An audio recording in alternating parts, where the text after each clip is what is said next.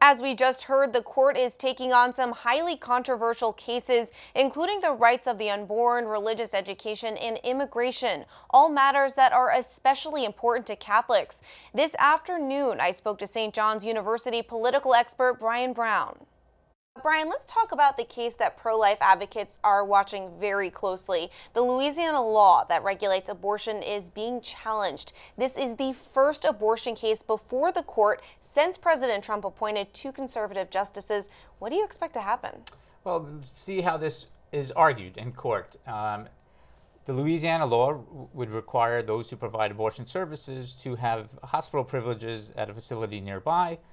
This is similar to a law that was struck down in 2016 in Texas, but at that time the Supreme Court only had 8 members because Justice Scalia had died and had not been replaced. This is an interesting case law. It's also be interesting. This is the first abortion law case we've seen with a full complement, and Justice Kavanaugh and Gorsuch appointed by President Trump.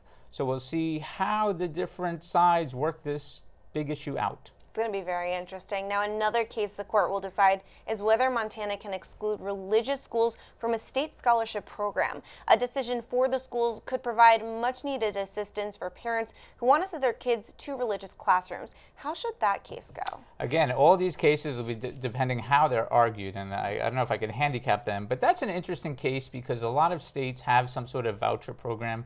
The case in Montana, parents wanted to apply to a private school. The state ended up getting rid of the program. Now they're looking at whether the Establishment Clause and the free exercise of religions was impacted by this program, and should government funds that are eligible to secular school also be applied to private schools. And now, looking forward to tomorrow, the court will hear arguments on whether federal law protects gay and transgender people. What are your thoughts here?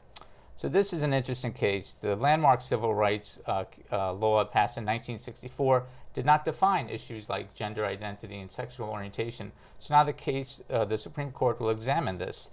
How will this impact private religious organizations? Will they still be allowed to apply their own deeply held religious beliefs within their own organizations when they're dealing with employee discrimination?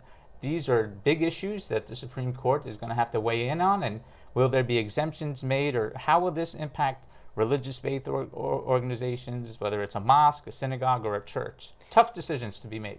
Very tough decisions. Now, really quick for me, next month the court will consider the fate of the nearly 800,000 immigrants brought to the U.S. as children, also known as dreamers. Immigration is very important to the church. How do you expect the court to rule? This is another interesting discussion of executive privilege. We know President Obama passed DACA when he couldn't get it through Congress. He used the power of executive order, which many presidents do. President Trump is trying to rescind it. The courts have held up on that. But this is really a case about children who are born, who the only country they know is the United States of America, and how we deal with them. And we really need comprehensive immigration reform, and DACA and this decision might help us get there. Brian Browne of St. John's University, thank you so much for being here, and thank you for your insight. Appreciate it. Good to be here.